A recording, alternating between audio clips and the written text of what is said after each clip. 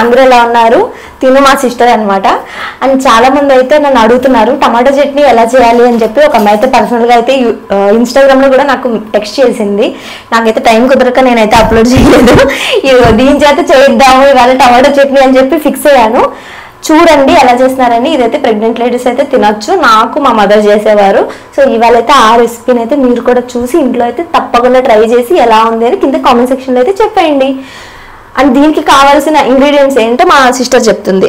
టమాటా చట్నీకి ఏం కావాలి ఫ్రెండ్? టొమాటోస్, దానికి సరిపడా పచ్చిమిర్చి,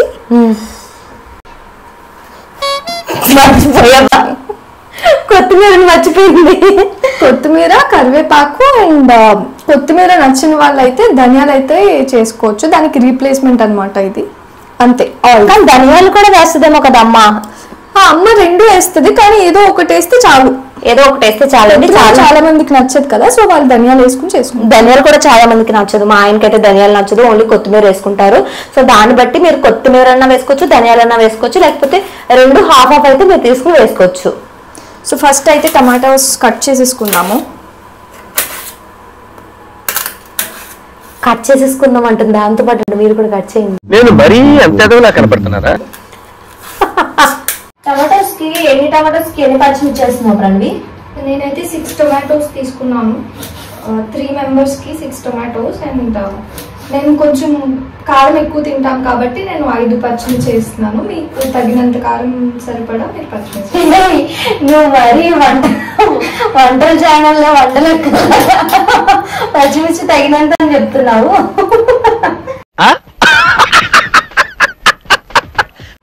ఓకే, ఫస్ట్ అయితే స్టవ్ ఆన్ చేసేసుకున్నాము. స్టవ్ అయితే ఆన్ చేస్తాను. కొంచెం ప్యాన్ హీట్ అయిన తర్వాత నేను ఆయిల్ అనేది నేను తక్కువ యూస్ చేస్తాను. సో 2 tablespoons ఆఫ్ ఆయిల్ తీసుకుంటున్నాను.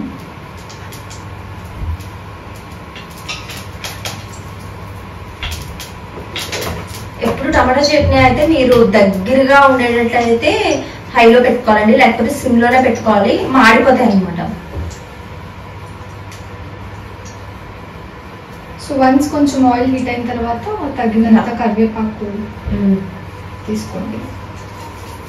మేము ఆల్రెడీ ఎలాగంటే పచ్చిమిర్చి, నెక్స్ట్ కరివేపాకు ఇవన్నీ కూడా ముందే వాష్ చేసి ఎండబెట్టేస్తాను మమ్మీ.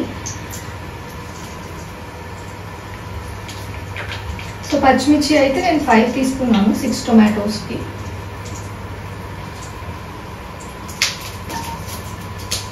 మీరు ధనియాలు కనుక యాడ్ చేసుకునే టైంలో అయితే ఈ టైంలో అయితే ధనియాలు యాడ్ చేసుకోవచ్చు. ఇన్ని ధనియాలు యాడ్ చేస్తాను. ధనియాలు కూడా యాడ్ చేస్తున్నావా? సో నేనైతే కొత్తిమీర కూడా యాడ్ చేస్తున్నాను కాబట్టి ఇన్ని ధనియాలు తీసుకున్నాను.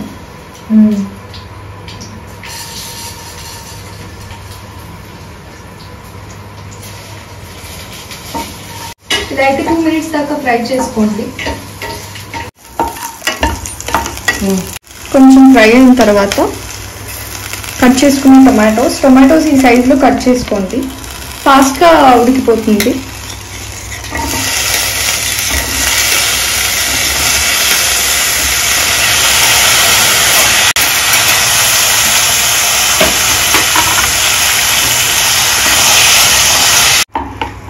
సో ఇప్పుడైతే టొమాటోస్ కూడా వేసుకుందాము. లాస్ట్ అండ్ ఫైనల్ స్టెప్ కొత్తిమీర. ఇప్పుడైతే నేను కొత్తిమీర కూడా యాడ్ చేసేస్తున్నాను.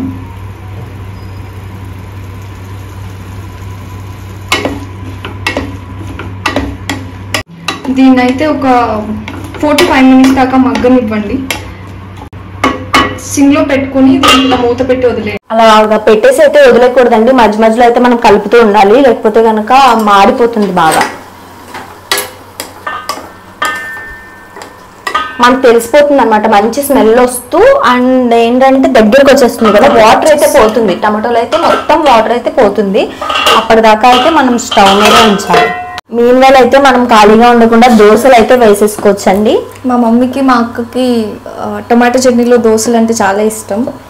టమాటో చట్నీలో దోశలు అంటే ఇష్టమా? దోశల్లో టమాటో చట్నీ అంటే ఇష్టమా?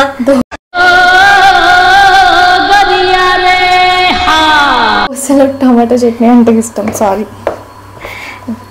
నాకైతే నిజమే చెప్తుంది, టమాటా చట్నీలో దోశలు ఇష్టం. ఎందుకంటే నేను చట్నీలో దొర్లించి తింటాను దోశని. మా ఇంట్లో స్పెషల్గా దీనికోసమే చట్నీ చాలా ఎక్కువ చేస్తారు. టిఫిన్లో చట్నీ తిందు, చట్నీలో టిఫిన్ తింటుంది.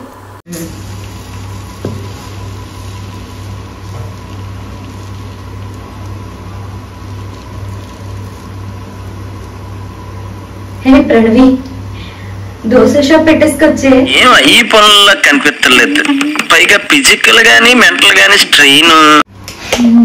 పెట్టేద్దాం. దోశ అయితే వేసేసింది, ముందుగా అయితే చట్నీ అయితే తిప్పుతుంది.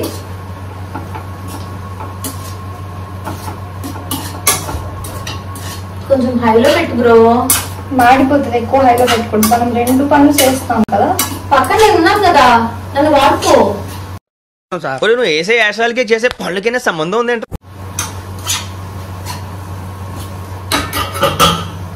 యాక్చువల్గా 2 days నుంచి వీడియో తీద్దాం అనుకుంటున్నాను, కానీ మా చెల్లి నా దగ్గర నుంచి నేర్చుకున్న రెసిపీ నువ్వు, సో నేనే చేసి చూపించాలని చెప్పి పంతం బట్టి కూర్చుంది అన్నమాట. అన్ని అబద్ధాలు, అదేం లేదు. ఈ మాత్రం దానికి ఇంత షాక్ అవుతాడేంట్రా? ఇలాంటివి మన దగ్గర చాలా ఉన్నాయి, నా గురించి చెప్పలేదా బాబుకి? లేదు నిజం, ఎందుకంటే నేను రియాలిటీ బై జాహ్నవి కదా బేజ్, నిజం చెప్తున్నాను.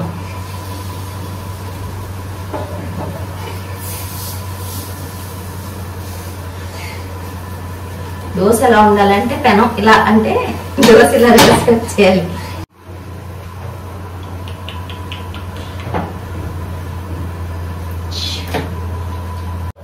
చాలా మందికి నేను చెప్పాలనుకుంటున్నాను, చాలా మంది ఏంటో ఇంట్లో ఫస్ట్ దోశ అయితే తినరు. ఏంటి ఫస్ట్ దోశ ఇస్తే ఆడిక్షన్ అంటారా? చాలా సిల్లీగా ఉంటుంది. ఎందుకంటే చిన్నప్పటి నుంచి మనం ఫస్ట్ దోశలు అయితే తిండి పాడేయలేము కదా. చిన్నప్పటి నుంచి అయితే మేమైతే ఎప్పుడు, మా మదర్ అయితే ఎప్పుడు ఫాలో అవ్వలేదు అలాంటివి ఏమంటే అసలు ఫాలో అవ్వడం అవసరం లేదు. పాడేటట్టు అయితే ఫస్ట్ కొనుక్కున్న ఇల్లు, ఫస్ట్ కొనుక్కున్న కార్, ఇవన్నీ కూడా ఎవరికొకరికి ఇచ్చేయాలన్నమాట. ఇలాంటివి అయితే ఏం చేయనవసరం లేదు. నాకు అర్థం కాదు, ఇలాంటి వాళ్ళకి అన్నంలో ఫస్ట్ బతికేది ఎలా తెలుస్తుంది అని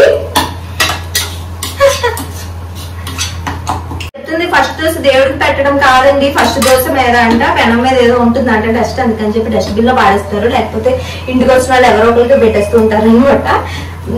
ఫస్ట్ ముందు దేవుడికి పెట్టేవాళ్ళు అంటారు, నేను వాళ్ళైతే అనట్లేదు, డిస్క్లైమర్ అనమాట ఇది. ఎందుకంటే మా తాతయ్య కూడా ఫస్ట్ ముద్ద అయితే దేవుడికి పెట్టేవారు కదా. ఈ దోశ మారిపోతుంది.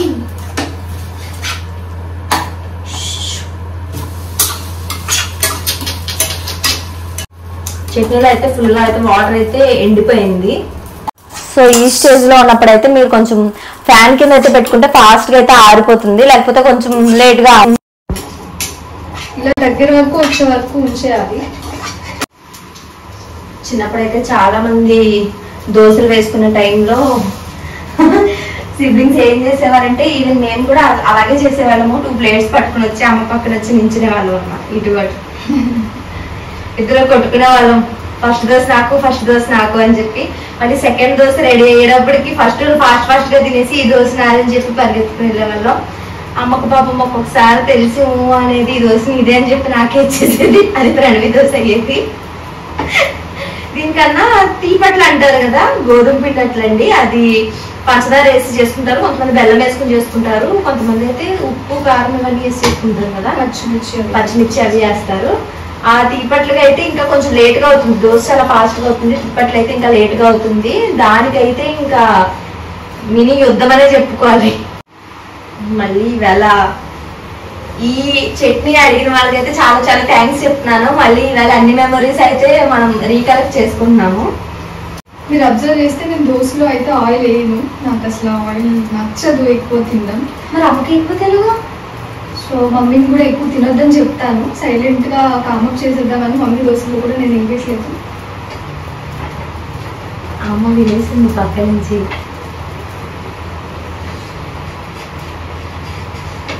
వీడియోలోకి అయితే స్పెషల్ గెస్ట్ వస్తున్నాడు. గుడ్ మార్నింగ్ చంటి బాబు. ఏమో ఈ పనుల్లో కనిపించలేదు, పైగా ఫిజికల్ గానీ మెంటల్ గానీ స్ట్రెయిన్. చూడు ఎంత మంది అడుగుతున్నారు నేను రుద్రాంశతో వీడియో చేయక్క అని చెప్పి.